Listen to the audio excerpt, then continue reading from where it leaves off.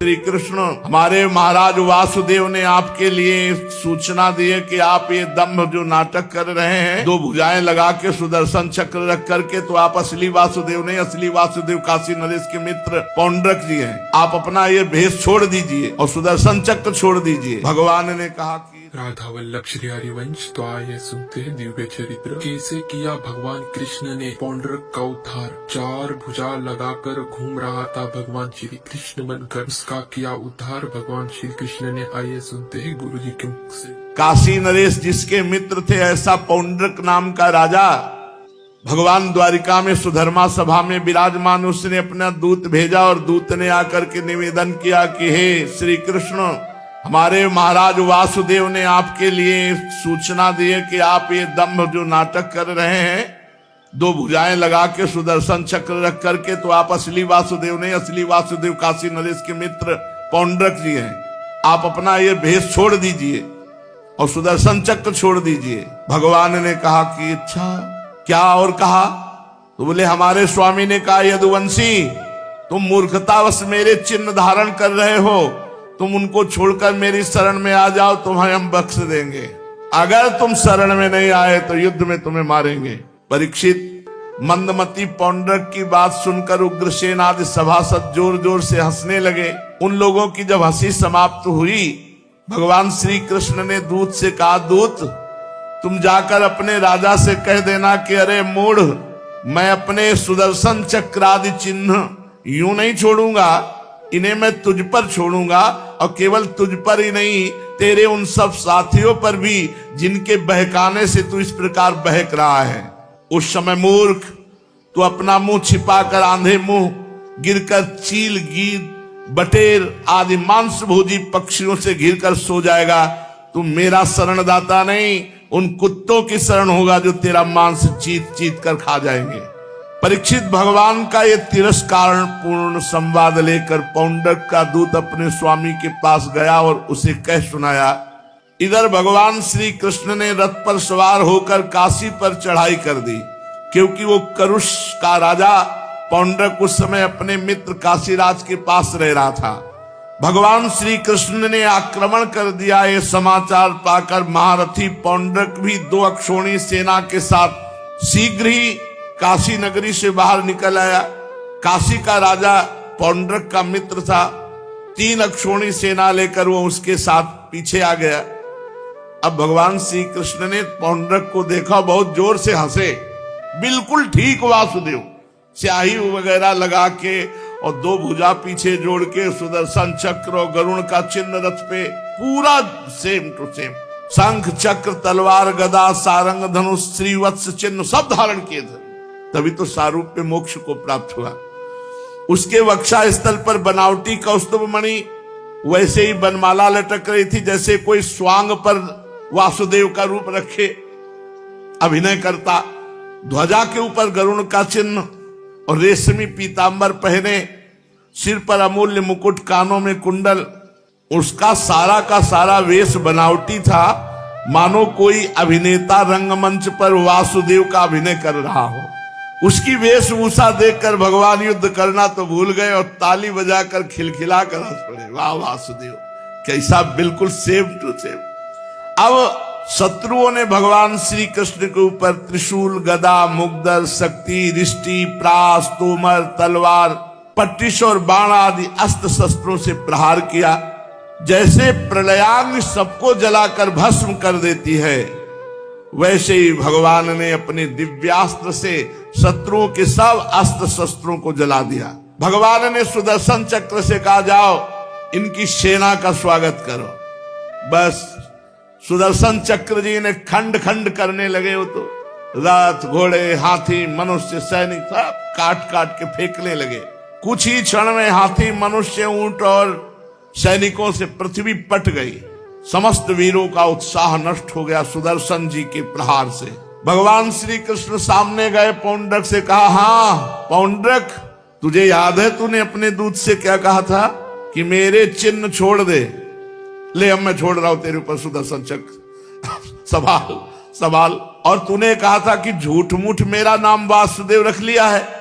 अतः मूर्ख, मैं तुझसे बताता हूं कि वासुदेव किसे कहते हैं। वासुदेव केवल नाम ही नहीं है, वासना वासुदेवस्य वासितम भुवनत्रयम सर्वभूत निवासोस्मि वासुदेव नमोस्तुते। केवल वासुदेव नाम नहीं है, वासुदेव की स्थिति भी है। वासना वासुदेव, वासुदेव के संकल्प से अनंत ब्रह्मांडों का सृजन हुआ और स्वयं वासुदेव ही बने। वासना वासुदेवस्य वासितम भुवनत्रयम सर्वभूत निवासोस्मि वासुदेव नमोस्तुते। अच्छा, फिर तू कह रहा था कि तेरी शरण में आ जाऊं, तो बता तू मुझे शरण में रख सकता है? भगवान उसका तिरस्कार किए वाणी के द्वारा और सारंग धनुष चढ़ाया। उसके पहले सारथी को मारा, रथ तोड़ फोड़ डाला, घोड़ों को नष्ट कर दिया और सुदर्शन जी से कहा कि अब इस पौंड्रक से मिलो, वासुदेव से, स्वांग रचने वाले वासुदेव से मिलो। अब उसका विचार एक बनावटी सुदर्शन, वो ऐसे क्या घुनने से गिर गया भगवान का सुदर्शन चक्र गया और पौंड्रक राजा का सर उड़ा दिया। जैसे देवराज इंद्र वज्र से पहाड़ की चोटी उड़ा देते हैं, और सुदर्शन ने जे ही गर्दन उड़ाई तो भगवान ने सारंग धनुष से बाण मारा कि सीधे काशी नरेश के पास जाकर के वो सर गिरा, जैसे कोई वायु कमल पुष्प गिरा दे। जब काशी नरेश ने देखा कि मेरा मित्र पौंड्रक मारा गया, बड़े क्रोध से भगवान पर आक्रमण किया। भगवान को एक क्षण लगे, काशी नरेश की 3 अक्षोणी सेना और काशी नरेश को मार दिया। अब द्वारिका लौट आए, बड़े बड़े सिद्धगण भगवान की स्तुति कर रहे थे। परमहंस श्री सुखदेव जी कहते, परीक्षित भले वो नाटक कर रहा था, ध्यान देने योग्य बात है, लेकिन उसे हर समय सुमिरन होता था, वासुदेव वासुदेव वासुदेव, मैं वासुदेव मैं वासुदेव। सा नित्यम भगवद ध्यान प्रध्वस्ताखिल बंधन बिभ्राणश्च हरे राजन स्वरूपम तन्मयो भवत। भगवत प्राप्त हो गया, काम बन गया। पौंड्रक भगवान के रूपकार वासुदेव नाम का चिंतन करता रहता था, इससे सारे कर्म बंधन कट गए और बनावटी वेश धारण करने के कारण भगवान के सारूप्य मोक्ष को प्राप्त हुआ। अब भगवान जब काशी नरेश को भी मारा था तो उसका सर राजमहल के दरवाजे पे फेंक दिया। वहां देखा, अरे किसका सर है, किसका सर है। जब मालूम हुआ कि ये तो काशी नरेश का सर है, तो रानियां, राजकुमार, राज परिवार के लोग सब हाहाकार मच गया। हाय सर्वनाश हो गया, महाराज का सर काट दिया गया, किसने काट के यहां फेंका। काशी नरेश का पुत्र था राजकुमार सुदक्षिण।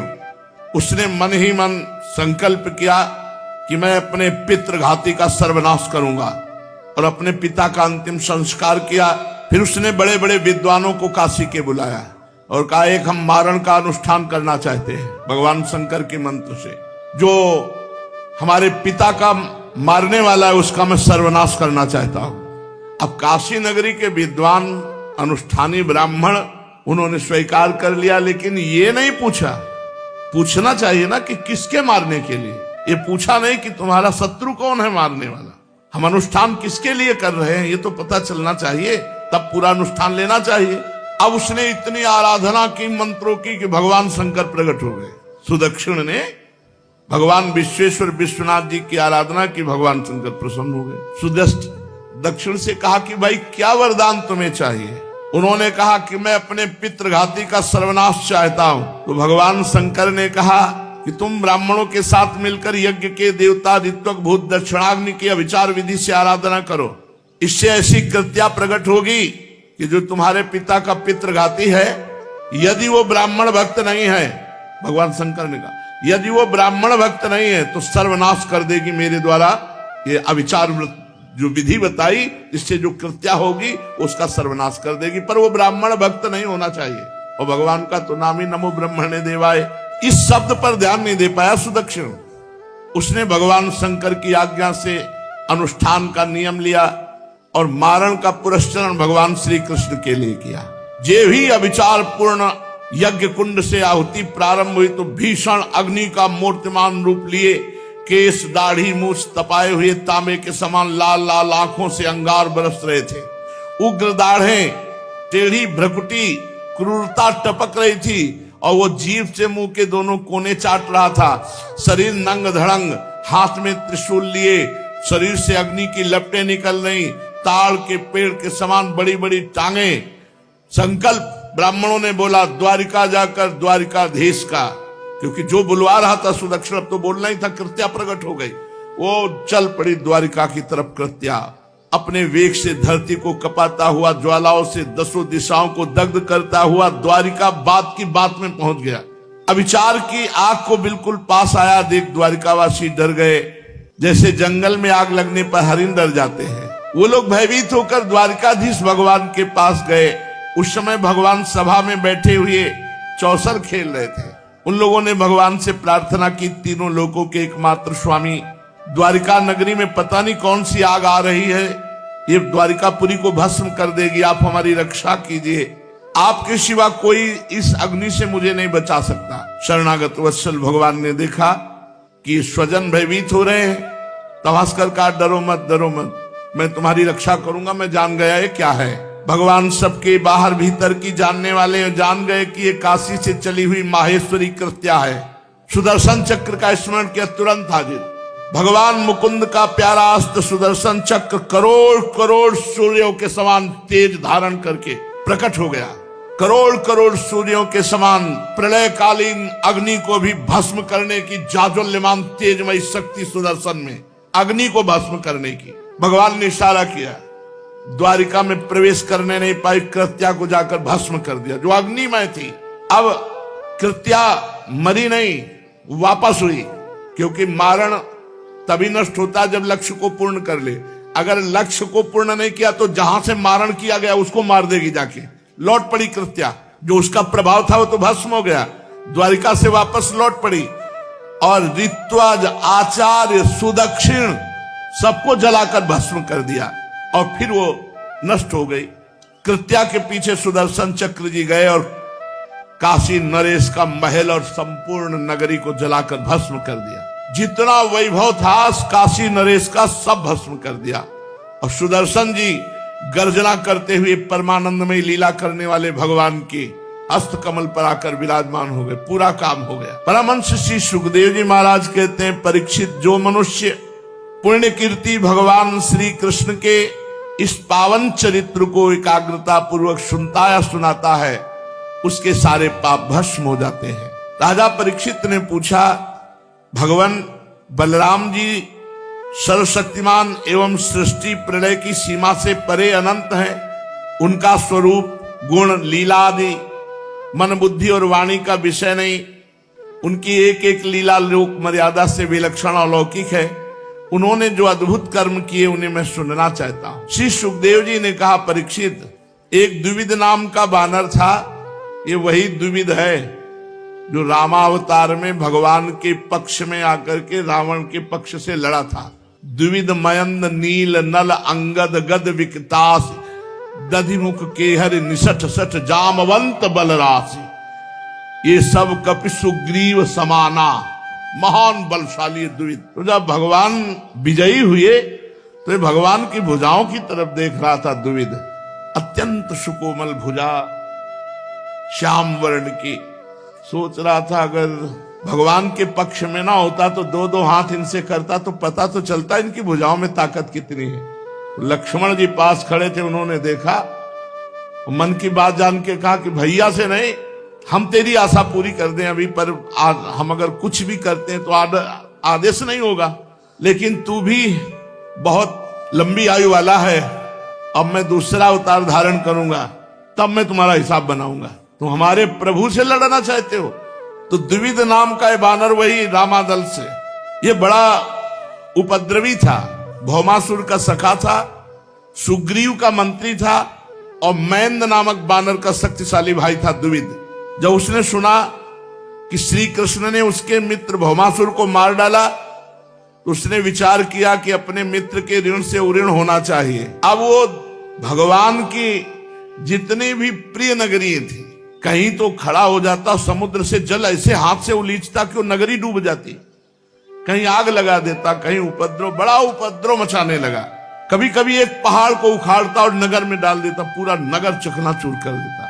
भगवान श्री कृष्ण काठियावाड़ देश, आनर्त देश जहां निवास करते थे, आसपास उसने आतंक मचा दिया। हजारों नहीं 10,000 हाथियों का बल लगता था द्विविध बानर। वो समुद्र में खड़ा होकर इतना उलीचता कि समीपवर्ती जितने नगर थे सब डूब जाते, बह जाते। जब कोई ऋषि मुनि यज्ञ करता तो सब यज्ञ विध्वंस कर देता है, और बड़े बड़े ऋषि मुनियों को उठा करके ले जाता और गुफा में बंद कर देता, जैसे कीड़ा भृंगी नाम का दूसरे कीड़े को अपने बिल में बंद कर देता है। मदोन्मत्त वानर द्विविध का आतंक फैल गया। जैवतक पर्वत पर बलराम जी सुंदर मधुर गान विद्या संगीत बज रहे हैं, बलराम जी आराम से विराजमान है।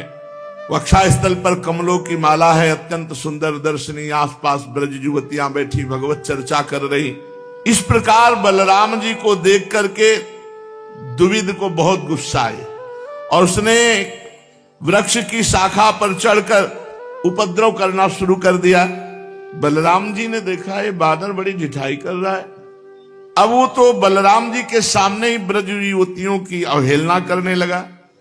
बलराम जी ने देखा, सोचा कि शायद समझ जाए।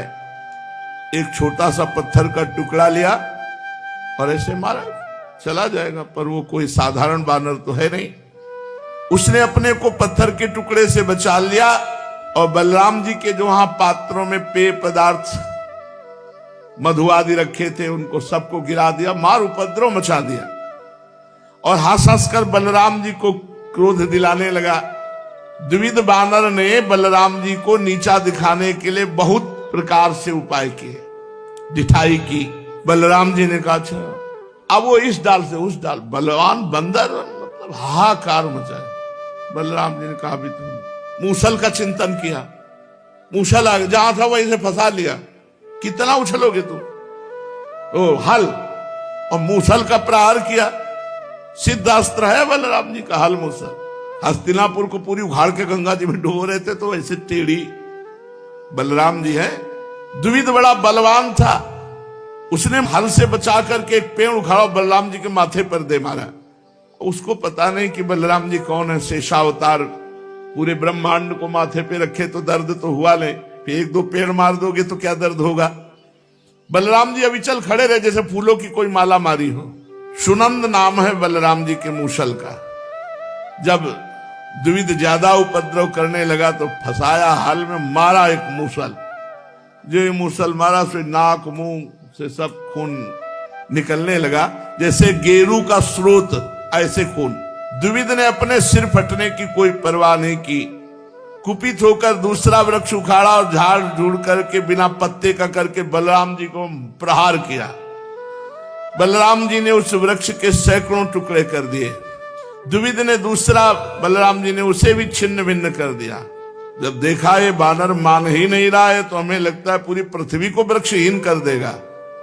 बलराम जी ने अपने मूसल से उसके फेंके हुए चट्टान वृक्ष आदि को चूर चूर कर दिया और दौड़े और द्विविद को अपनी बाह में फंसाया अपनी घूंसों से। मूसल से भी ज्यादा प्रहार बलराम जी के घूंसों का है। मार घुसे तो खून उगलता हुआ मूर्छित होकर गिर पड़ा और गिरते ही प्राण पखेरु उड़ गए। सिद्ध लोग नमो नमः साधु साधु के नारे लगाने लगे।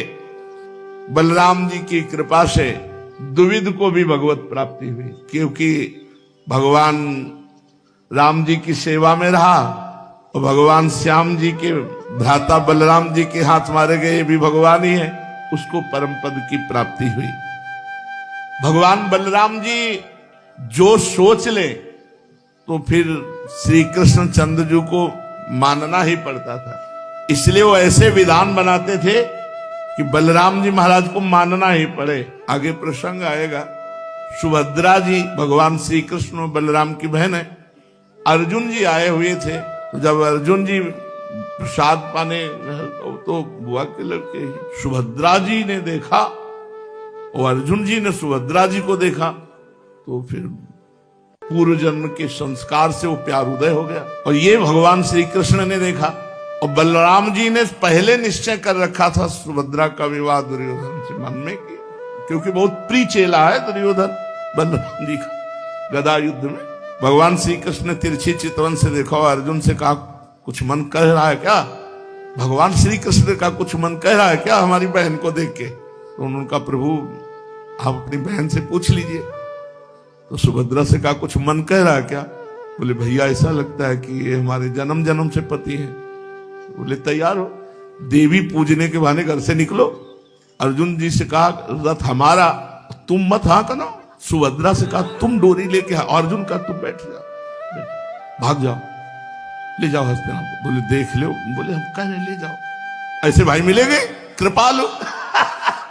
अब ऐसा ही हुआ, सुभद्रा जी रथ हाँक रहे, अर्जुन जी बैठे, और सैनिक जो गए थे देवी पूजन में रक्षा के लिए सुभद्रा जी को भाग के आए। बलराम जी से कहा, अर्जुन ने सुभद्रा का अपहरण कर लिया। इतनी बड़ी हिम्मत हमारी बहन की तरफ, ऐसा देख बलराम जी ने तुरंत मूसल धारण किया और सैनिकों को तैयार करो, क्योंकि अर्जुन गांडीव धनुषधारी कोई साधारण योद्धा नहीं। भगवान श्री कृष्ण का क्या हुआ भैया? बोले, अर्जुन ने सुभद्रा का अपहरण कर लिया। तो जो सैनिक था उससे कहा, तुमने देखा? बोले, हाँ देखा। तो सुभद्रा पीछे बैठी हुई थी? नहीं, आगे रथ हाँक रही थी। अर्जुन कहाँ थे? रथ में बैठ। बोले, भैया हम पक्का कहते सुभद्रा ने अर्जुन का अपहरण कर लिया। बलराम जी ने सैनिक से कहा, सही ऐसा है? बोले, महाराज बात तो यही है।